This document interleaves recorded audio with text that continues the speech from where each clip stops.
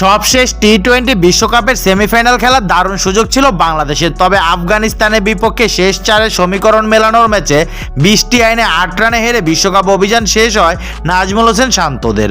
Group পর্বের 4 ম্যাচে 3টিতে জেতার পর সুপার 8-এ কোনো জয় পায়নি টিম টাইগার্স।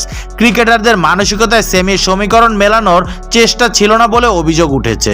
বিশ্বকাপ শেষে অনেক আগেই দেশে ফিরেছে ক্রিকেটাররা। এরই মধ্যে বিদেশি লিগেও ব্যস্ত সময় পার করছে কয়েকজন ক্রিকেটার।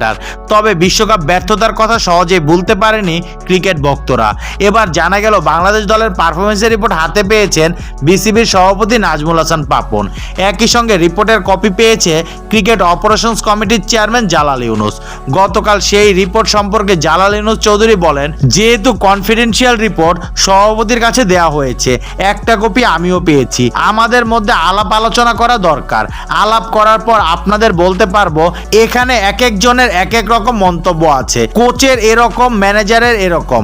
সেজন্য না বসে আলাপ আলোচনা না করে আপনাদের বলা ঠিক হবে না।